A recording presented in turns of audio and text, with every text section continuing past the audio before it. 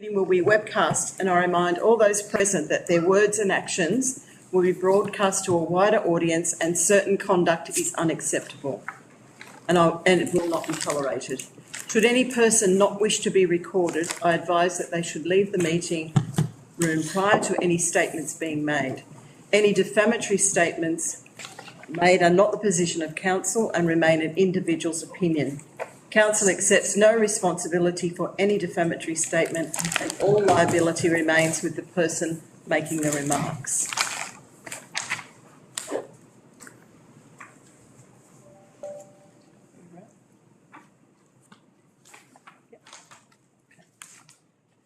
So if I could just ask Councillor Sutherland to stand and give us an acknowledgement for country, please. Thank you, Madam Chair. I'd like to say Yama de Gomeroi, Walla Barganiani, Wunugalawa, Yambo Mari, Maromara, Ale Dawa, Dilia Yanbali, Garnamaris Kaingal Gomeroi, Yamlanginda, Winalanginda, Winangalawa. And that's the language spoken by our families and our community right across the council, making sure that we acknowledge the country that we are on, which is the land of the Gomeroi people, that we pay respects to our elders who have cared and still care for this country. Thank you, Councillor Sutherland. Now, if I could just ask Pastor James Adele to come to give us meeting prayer, and anyone who would like to stand may do so. Thank you, Judy. Before I pray, I just want to announce to Council that Scott Dunlop, who's the Anglican Minister of North Tamworth, and Jeff Flynn, who is the new Uniting Minister in town, will be partaking in these council prayers for the rest of the in the coming year anyway, along with myself. All right, Almighty God, we thank you for the men and women of Tamworth Regional Council as they serve and lead our city and region. We ask for courage and wisdom for righteous decisions that will nourish and prosper the region. We pray for decisions of integrity, justice and equity to be at the forefront of their deliberations. We thank you for their passions and dedication for our region. We ask you to encourage and empower them. Through Jesus Christ our Lord. Amen. Thank you very much. So we'll just move on to the apologies and leave of absence. We have an apology from Councillor Southwell and a leave of absence for Mayor Russell Webb, who is away on council business. So if I could have a mover and a seconder for that. Councillor Tickle and Councillor Betts, all those in favour? Aye. Thank you. We'll move on to item 2, which is community consultation. And if I could ask Ben Hopkins to come up to the lectern, please. And Ben, just before you start, just a reminder that we keep it to 3 minutes, and to thank you, and to stay within the agenda of what you've indicated. Thank you. Thank you. Yep, I've just got these 2 pages. Item 10 of the Environment and Planning section of the agenda proposes to insert some new clauses into the local environmental plan, declaring 4 new scenic protection areas. Here are my suggestions, and I've tabled them. 1. The area around the Tamworth Lookout and surrounding hills should be referred to by its common name, which is the Wentworth Mounds. No one can remember why they are named as such, but they've been known as the Wentworth Mounds since European settlement. The highest points are known as Mount Flagstaff, 3 Towers and Mount Daruka. And at least in this last name, we were reminded that these areas were settled for tens of thousands of years before colonisation, and the scenic protection was first class. 2. The Wentworth Mounds, as some of the aerial photos in the agenda show, includes the range at Daruka and Emiga Heights, but also importantly, Woolamole Hills behind Oxley Vale and the peaks between Moore Creek Road, Forest Road and Daruka Road. This is not as easy to recognise today because these areas have not been allowed to regenerate properly, but they are equally important to the scenery of Tamworth and should also be improved and zoned appropriately. 3. The Wentworth Mounds, although scenic, differ in important respects from the Moonbi Range, Mount Orr and Hanging Rock, and should be zoned differently. Most importantly, because they are so close to a large town and are not in a rural or agricultural area. Their zoning should reflect the fact that there are many properties and public spaces on the mounds which are used a lot by people. 4. The Wentworth Mounds also differ significantly from these other sites in that they are largely owned by the New South Wales Government. That means that they are Crown lands. Although the Wentworth Mounds are used on the Tamworth Regional Council logo, it is important to remember that they've been under the ownership of the Crown since the establishment of the settlement at Tamworth, and as such is some of the oldest Crown land anywhere in regional Australia. This gives them a significance which is far greater than any change to a local environmental plan could do justice to, especially if the New South Wales Government and the TRC are honest with the community about the ownership of these lands and exactly why they've remained under Crown control. It is precisely because these lands are Crown lands that things like the Marsupial Park and the Flagstaff Trails have been open to the public and enthusiastically supported and maintained. This would not have happened if the lands had been privately owned or developed by the council. 5. Introducing a new scenic protection area which conflates privately held freehold land in Tintin Hull, Nemingha and Daruka actually reduces the significance of these lands as indefeasible reserves of the Crown, which were created for and belong to the City of Tamworth. 6.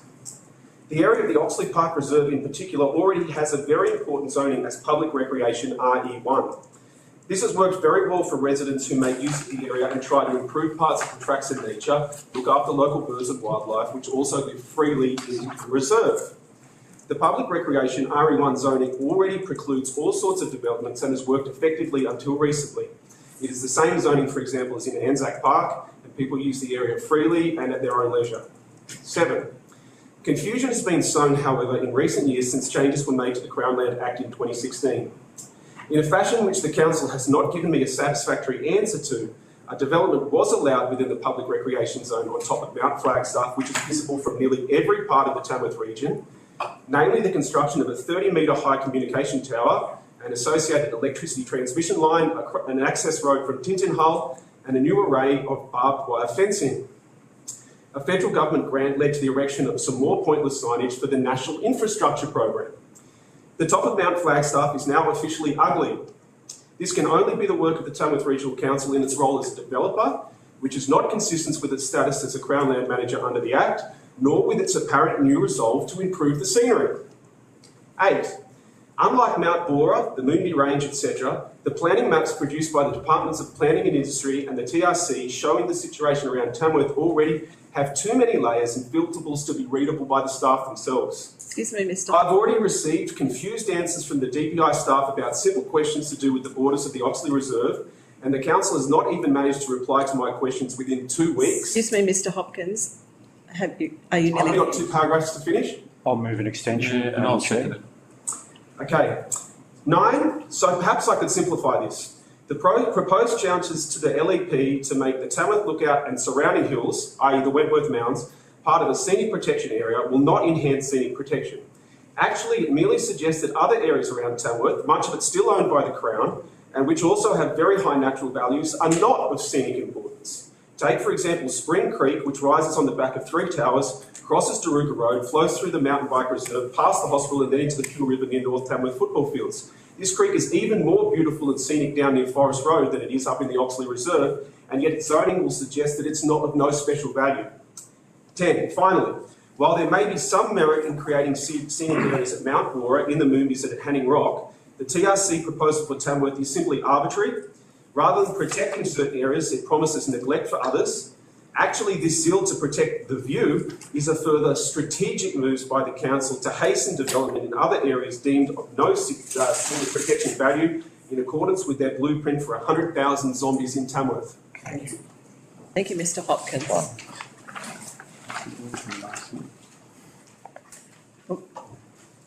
So we'll move on to item 3 of the minutes of the previous meeting. Can I have someone move the minutes of this meeting, please? Councillor Betts, and a seconder, Councillor Burke. And does anyone have any questions or comments around those minutes? Okay. If everyone's in favour, say aye. Aye. Against? Passed. So before we move on, I just have to find out if anyone has any disclosures of interest for the meeting tonight in any of the items. None? Thank you. So moving on to item 5, there is no mayoral minute. And item 6, there is no notice of motion. So that will take us on to item 7, which is environment and planning. If I could, which is looking at the phase 1 review of the Tamworth Regional Local Environmental Plan 2010. Do I have a mover for that? Councillor Mears. And Councillor Sutherland, second. So, Councillor Mears, do you want to speak to that? Yes, thanks, Ms. Madam Chair. Madam Chair. Yeah, just like to support this motion. I think it is, as you stated, phase one, so we are looking right across the region. And I'd like to commend the staff too that during the workshop that we had in relation to some of these changes, council has raised concern over the Hills of Gold at Nundle, and we asked if they could be put into this to help protect and recognise the area. And within a very short period of time, they've added it to this phase one, and the work's been done completed. So I think that shows the commitment to the Nundle people of where council stands on their issues in regards to the wind farm, that we will support them and do everything we can to come up with a positive outcome for them as well. So thank you. Thank you, Councillor Mears. Does anyone want to speak against the recommendation? So does any further comments on the recommendation? Thank you, Madam Chair. Just in relation to, well, I am supportive of this first tranche of LEP amendments, which incorporates many logical inclusions, as Councillor Mears just mentioned. In relation to Nundle, I'm pleased that we were able to incorporate that. Just a question. I've had a representation from a member of the public in relation to multi-dwelling options for former RU4 land. That I understand is not incorporated in this first phase, it's in the second phase, and just a question of how long that would take before we see the second phase come before council. Through you, Madam Chair, we're looking at starting the first phase towards the end of this year after we've finished this, what we're working on now. And so it would start towards the end of the year, and as you know, with LEPs, they take a considerable amount of time. So it'd certainly be at least mid next year before we get to a point where we're clear and councillors have workshopped and we've gone to a gateway on whatever is in phase two, which this would be included in. So are there any other comments from any? Councillor Betts. Yeah, thanks, Madam Chair. I'd just like to reinforce the importance for the community to have input throughout the LEP processes, because being in my career in local government, I've been through a few LEP processes, and to really make a difference, the community, the broad community needs to have input into this because it's just vitally important, because that's the future of the direction that this council will be taking. So to get it right now and have as much input from people that would like to see issues addressed, I think it's vitally important. And I know council has a very extensive community consultation plan and processes to make sure that this does happen. But I just urge the broader community to really make sure that they are on top of all the issues that are going to be foreshadowed in this. Thanks, Madam Chair. Thank you, Councillor Betts. Any other comments from councillors? There being no other comments, I'll now put the sorry, Councillor. Thanks, Madam Chair. I did put my hand up a little bit too late, unfortunately. I just wanted to compliment the staff in bringing this together in two particular areas. One is the Bridge Street or the West Tamworth precinct, and also the old Civic Centre precinct. I think that they are now great additions to our heritage areas, and I think particularly the old Darling Street precinct, where we have had development applications before that have been knocked back because they take away from the history that actually envelopes that area. And there's a lot of work to go. I'm excited to see about where we'll end up with the balance of it, but 10 years of hard work coming to fruition. Thank you, Councillor Burke. And I think it's worthwhile remembering that this particular, what we're voting on is for the gateway determination, so that we can then go out to community consultation and have a good look at what this body of work will look like. So if there's no further comments from any councillors, I now put the recommendation. All those in favour say aye. Aye. Those against? Recommendation carried. We'll move on to item 7.2, which is proposed road names for approved new Winton Business Park subdivision. I have a mover, Councillor Burke, and a seconder, Councillor Tickle. So Councillor Burke, would you like to speak on this, please?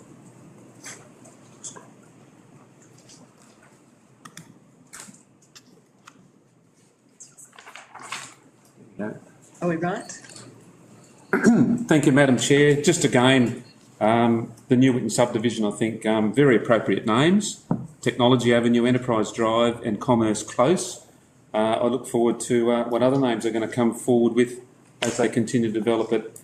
And in particular, also with the across the road at Global Gateway with our Aboriginal heritage there and all the names that we've proposed and accepted in those as well. I think that that differentiates the blocks quite clearly one from the other.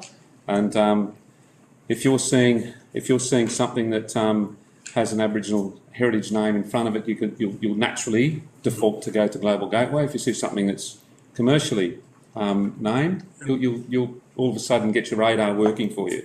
I support it. Thank you, Councillor Burke. Does anyone want to speak against the recommendation?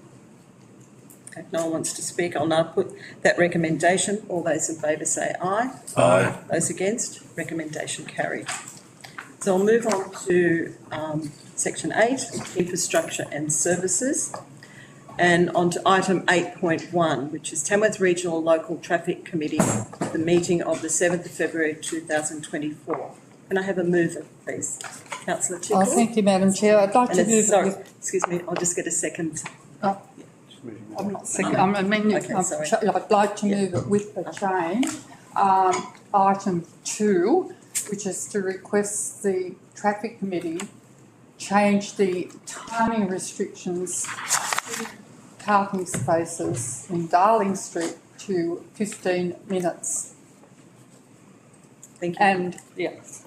And a seconder for, yes, Councillor Betts. So Councillor Tickle, would you like to speak to that? No. Okay. Any other councillors like to speak on that? Anyone against the, sorry. Okay, Councillor Rodder, sorry about that. No, you're right, Madam Chair. Just in relation to Roman numeral 9, approving the proposed construction of a new intersection on Juro Road to Arcadia West Estate, Hillview. Now, I know that this come before council before, and I didn't actually address it then when probably I should have, but the cost of $1.4 million with the funds derived from New South Wales Government grant to council, normally projects into subdivisions like that would be paid for by the developer. And in this case, I think 1.4 million from the state government and 40,000 from council.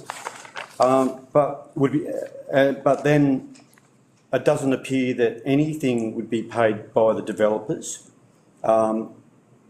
Marston single builders, for access into that proposal. And so I was wondering, can we have an explanation why the developers are not expected to meet that significant cost? And why couldn't that $1.4 million be spent on other road infrastructure in our LGA? I drove down Bergman's Lane West today, so between Union Highway and the Juro Road, and there's some pretty dangerous rough spots on it since it was upgraded in 2021, and also Evans Street, Westdale residents towards the Oxley Highway have been waiting for 40 years for curb and guttering. And I guess the question would be, why, on behalf of residents, why would the developers not pay for that significant road infrastructure into their own development? What can we expect that the developers will provide to our community or that subdivision and on adjoining roads and infrastructure into the future to mitigate that sort of cost or share that cost with the community? Yeah, that would be, thank you, I'll Janet. start, Madam Chairman, I might add to it. But the payment, the cost of the intersection comes under a contributions plan, and it's shared amongst all developers that will be in that and there's two main developers, but the cost of the intersection will be shared. The amount that was, we were lucky to get as part of the grant enables us to build a better intersection than would have been enabled before. That's how I understand that practical side, my fellow director. But definitely this developer is paying the same as any other developer does. So that's not true that the council is funding the developer's contribution towards the intersection. And I must admit, Councillor Rod, I thought that we had explained that in more fully in an email. Happy to explain it in terms of in front of the public, but I thought we had sent a response regarding, because your concerns had been raised previously. No, I haven't seen that explanation. I can't add much, Madam Chair, but I would say that what Gina said is correct, that the design of the intersection has been expanded on what it would be if the developer was doing it. I can't give you the exact details on how much, what the difference is, but I can certainly find out and send it around to the councillors. And Madam Chair, if I can just add, that contributions plan is quite old. And so when we did the calculations, the quotation, the calculation of how much that intersection would cost, it's now, as everybody knows, how much the cost of construction has gone up. So the reality is, if council wasn't successful in getting that grant, the difference would need to be paid now or in the future by all of the ratepayers. So that difference, is too late to go back to the contributions plan and say, well, you developers, you have to give us more money. So the reality is the community is actually better off because we got that grant than they would have been. Sorry, just adding on to my question about why could that 1.4 million have been spent on other infrastructure? Through you, Madam Chair. No, it was very specific. The actual grant program was about bringing forward housing. So it had to be spent on a housing development and it had to be delivered in a certain period of time. And Arcadia was the one that actually met the criteria. Thank you. Does that answer your question, Councillor Rodder? Thank you. So I will ask, does anyone have any further comments on this particular item? There being no further comments, I now put the recommendation. All those in favour say aye. Aye. Those against? Carried. We'll move on to number 9, which is governance, strategy and finance, and 9.1, which is council investments, December 2023 and January 2024. Can I have a mover and a seconder, please? Councillor Betts, Councillor Sutherland. Councillor Betts, would you like to speak to that? No, Madam Chair. Does anyone want to speak against the recommendation? Any other comments from other councillors? Okay, no further comments. I'll put that recommendation. All those in favour say aye. Aye. Those against, recommendation carried. Moving on to 9.2, which is New South Wales Treasury Corporation amendment to loan amendments. A mover and a seconder, please. Councillor Tickle, Councillor Sutherland. Councillor Tickle, would you like to speak to that? Does anyone want to speak against the recommendation? Does anyone want to make any further comment to the recommendation? There being no further comments, I now put the recommendation. All those in favour say aye. Aye. Those against, recommendation carried. Let's move on to 9.3, ratepayers pensioner policy, debt recovery policy for property debts, ratepayers hardship, public exhibitions, submissions and final policies. Can I have a mover and a seconder, please? Councillor Sutherland?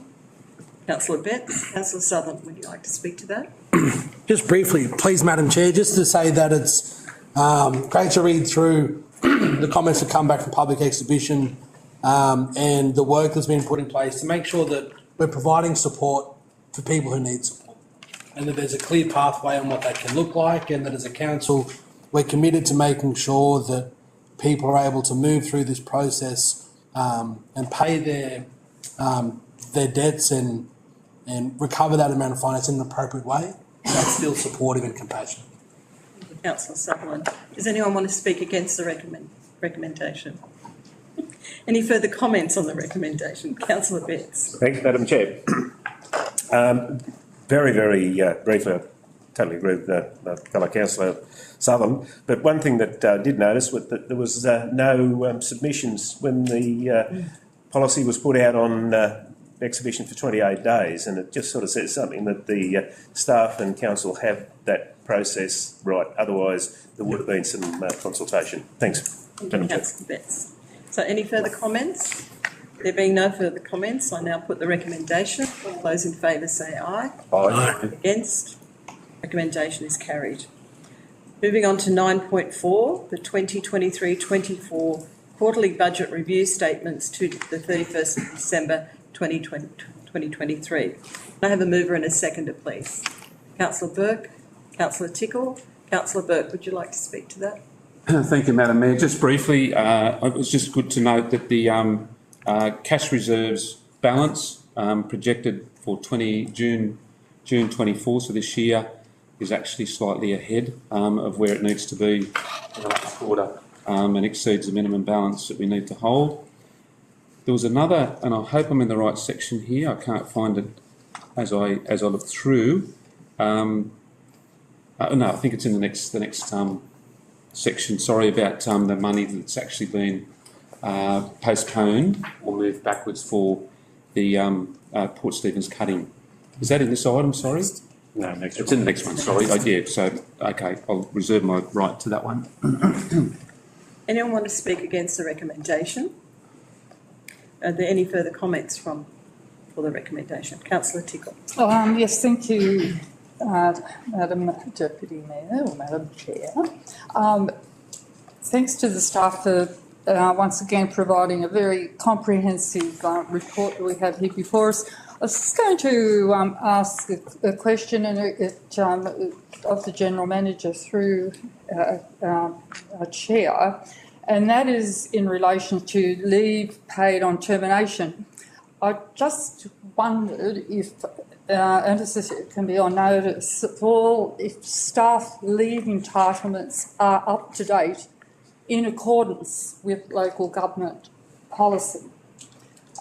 Some years ago, our General Manager undertook an audit of outstanding leave and implemented a program to force staff to be using the leave that they needed to take to be in accordance with the local government policy.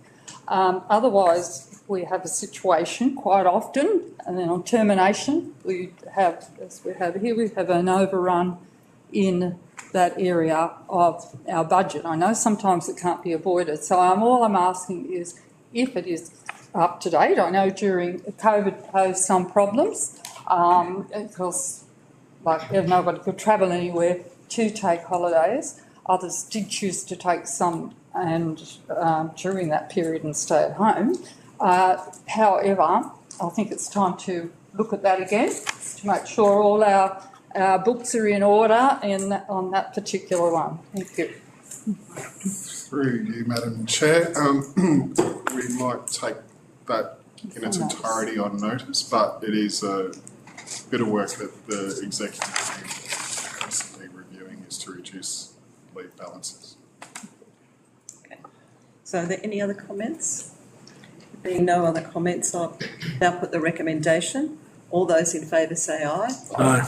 Those against? Recommendation is carried.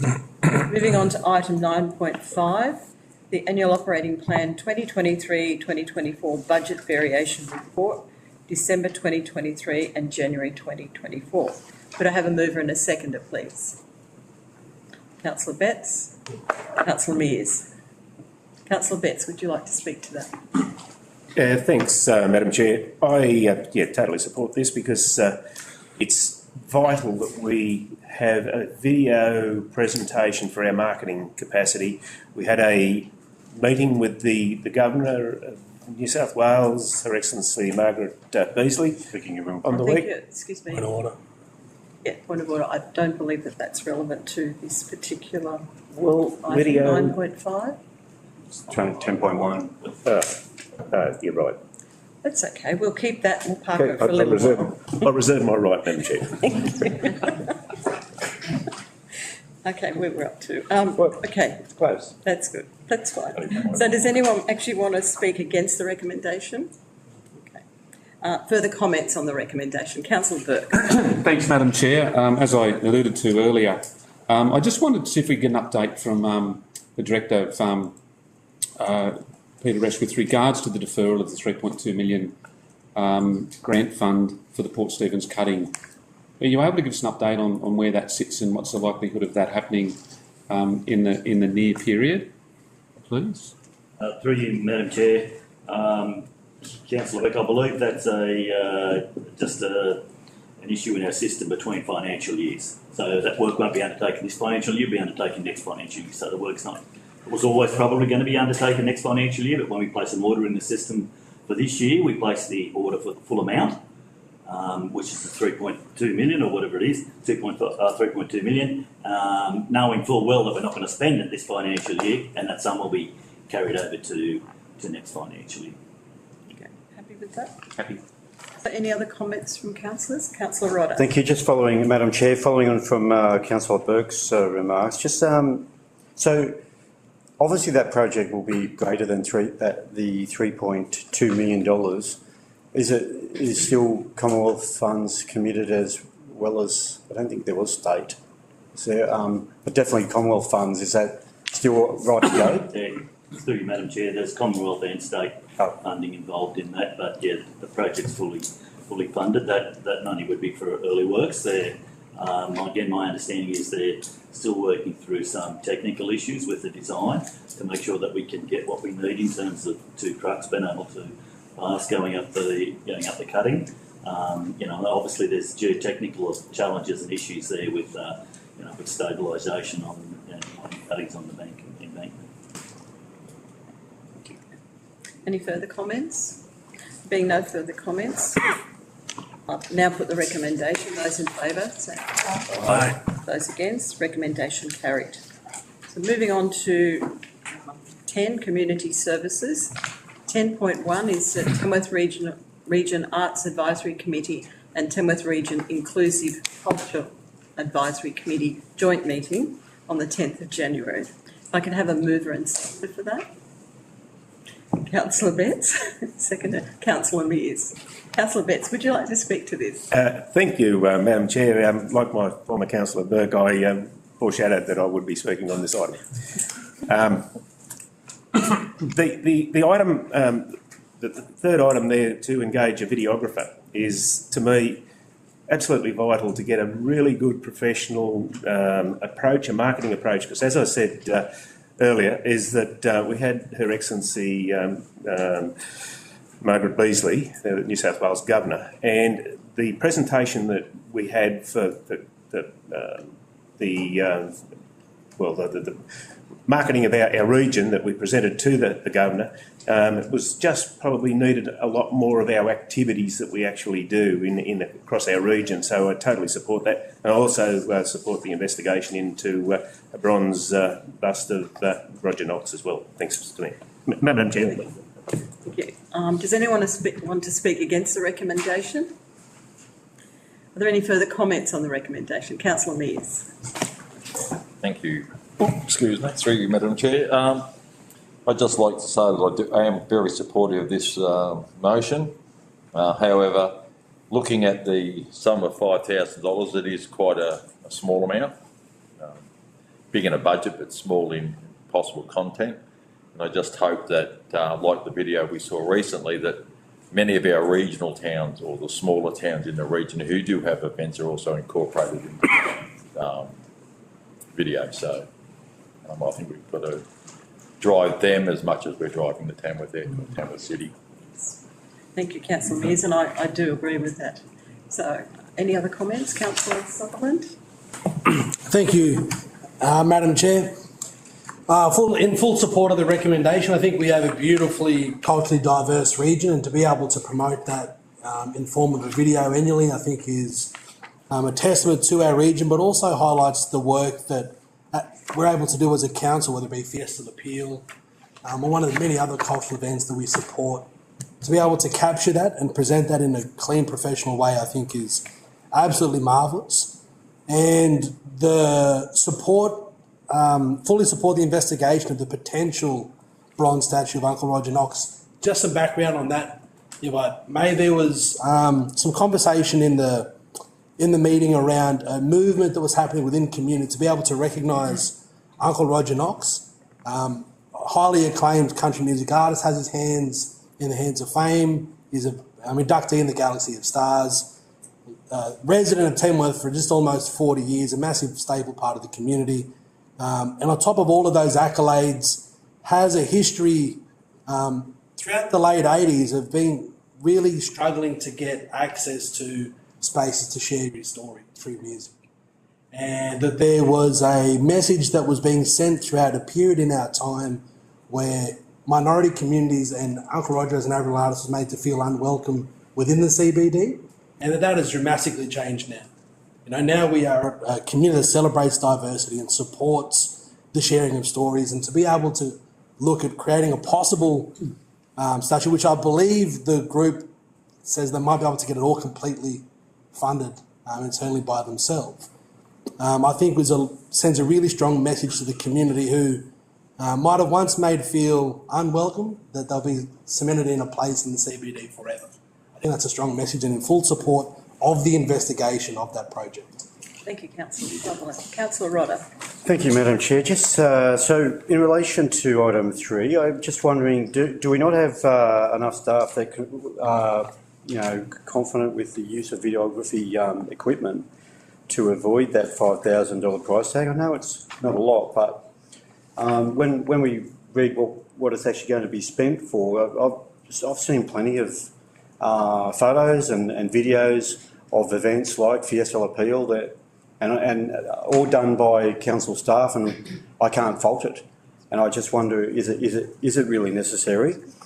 And it is interesting that today, as an aside, I met with volunteers of the Tamworth Film and Sound Archive who acquainted me with their current totally unsatisfactory lodgings in the annex attached to the community centre, with precious historic films stored in a community centre storeroom and equipment apparently stored in a building at Katingal.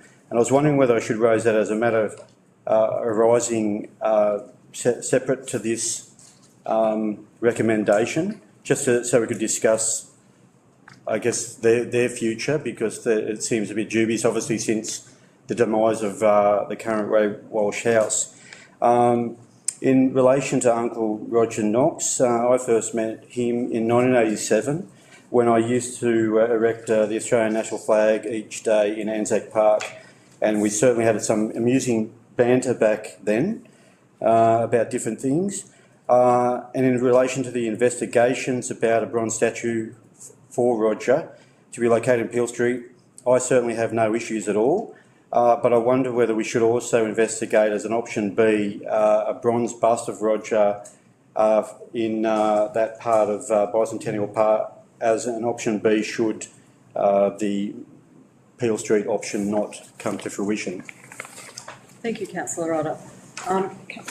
Gina, would you like to make a comment on this at this point? Madam Chair, the discussion at the committee meeting was partly around resourcing and just taking advantage of all those great events that we have and trying to spread the resource all too thinly to be available to do that video filming. And I think it was also not the expert, but it was also about having the commercial expertise of being able to present it in that way that is really going to sell our region. So I think that's why the amount was put in, so we could do over and above what our own teams already do so well. That was my take on it anyway, through Chair. And if I could just make a comment as well, I think that at the moment we're in the middle of our cultural community consultation. We're looking at art and culture as a very big part of that. So I think that once we've got some feedback from the community as to what they're wanting in terms of art and culture in the community, it may help us to determine what we're going to put into some sort of video, but also I think the discussions around the investigation of the potential bronze statue of Roger Knox is at this stage just an investigation. And obviously, if the funding is not there for a statue, then there are other options that could be considered. And I guess going back to what you were talking about, looking at the Sound and Archive, I mean, is that something that we could have a discussion around at a different time, given that it's not related to this particular item at the moment? So I'm happy for us to take that and do it as a community, as a workshop. But I feel that it's a bigger discussion than what there is related to this particular item at the moment. So are you happy with that? That's fine. Thank you. So are there any other comments on Councillor Burke? Thank you, Madam Chair. It's just, I think, important to not let item 2 slip through without some commentary as well with regards to the advisory committee wanting to have a meeting to deal with attracting and retaining the medical professionals and the great shortfall of specialist health services in our region and locality, particularly we know the Barraga story and others. I think that's a great part of this recommendation as well. Yeah. Councillor Burke, any other comments? Councillor Tickle. Thank you. I was just going to comment further to Councillor Burke.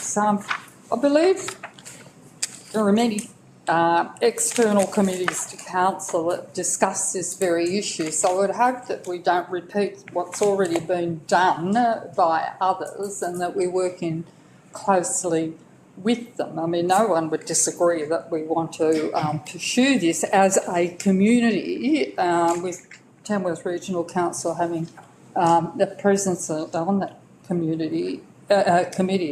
But before we go full throttle on this, I think we need to have a look at what's out there already, because I know for a fact there are numerous rural health committees and there's high-level meetings at that. So I think that we're perhaps an option can be to feed into those existing bodies and go from there. I mean, feedback, of course, is important, but I do know there's extensive study and research and meetings. I mean, we've had one of our local professionals, Dr. May, Jenny May, at a round table, the only one from rural area in Australia. I mean, we've got high-level representation on this very topic, so I'd hate to see us repeat what is already out there. So, but anyway, I'll certainly support all the recommendations. Thank you, Councillor Tickle. And if I could just make a comment around that, there are a lot of organisations that are working and are looking at how do we actually attract but also retain some of these professionals. And just recently there was a new GP registrar event. I think probably what we would be looking for is getting some feedback as to what we could do as a council, not just to attract but to retain them, but getting that feedback from those organisations that have got close contact with these people at the moment. So I think there's no disagreement, we need to, but it's how we actually go about it I think is really important. Madam Chair, if I can just add, it was also about what council can do, so potentially in the housing area. So the discussion was partly about well, where's council's role, and yes, council's role is not in directly, but if there were things we could do, and certainly through TRICAC in particular, the members were interested in what additional or where our role might fit. Yeah. Thank you. Any other comments on? Well spoken, thank you. So I now put the recommendation. Those in favour say aye. Aye. Those against? Recommendation carried. So we're now moving on to the next part of our meeting, which is the closed meeting. Yes, and if I can ask for a motion to move into closed meeting, please, from Councillor Mears and seconded Councillor Sutherland. And, sorry. Madam Chair, just a question, just before we go in, is it necessary that item 12.1 be enclosed, given that all those car rental companies know what they're paying? Does that have to be then does that source of revenue then to council have to be hidden from the residents? So, councillor, I think you'll find in the report that, just trying to bring it up through you, Madam Chair. Thank you. That it was in 10A2 of the Local Government Act, which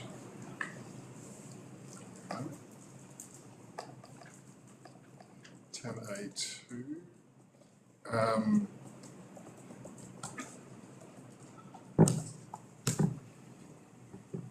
sorry, I'm just having some OT.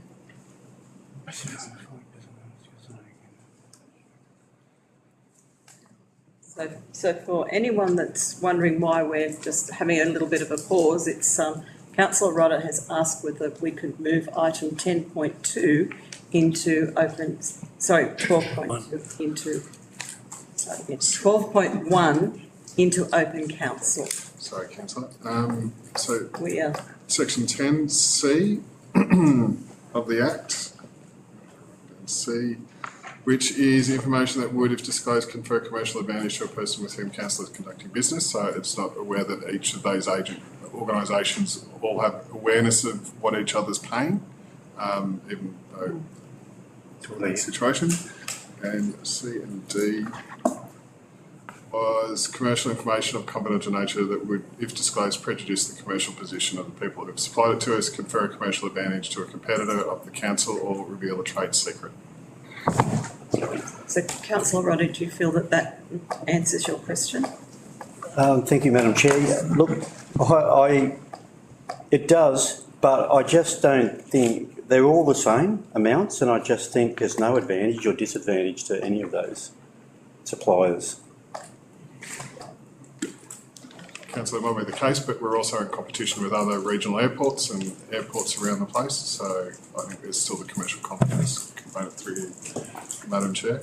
And they may not know what they're all paying. We can't presume that. So Councillor Rodder, you're happy for us Thank to you, Madam move Chair. into closed council? So I will ask, just will go again as a mover, and Councillor Mears, Councillor Sutherland as a seconder to move into closed council. Thank you.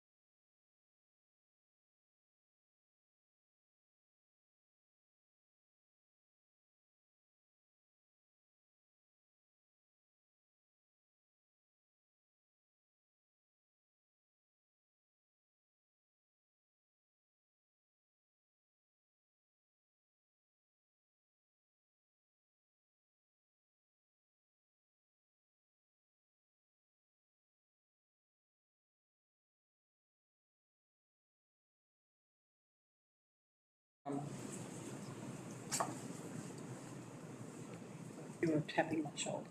Yes. Okay.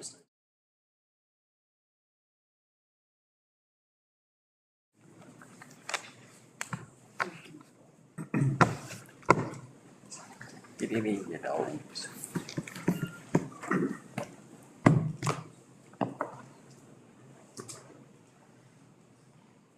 The shotgun. It's no longer the shotty good. Nick.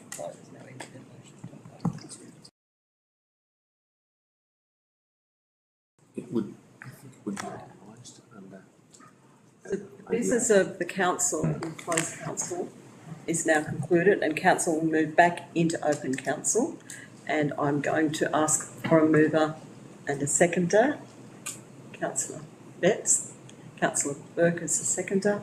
All those in favour? Aye. Aye. So now that we are back in council, open council, I'm going to get the Mr. Collins to provide a summary of closed council resolutions. Councillors, in closed council, you considered two reports, 12.1 and 12.2, and approved both as per the recommendations in each paper. So, fellow councillors, that concludes the business for this meeting, and I want to thank you for your attendance, and I now declare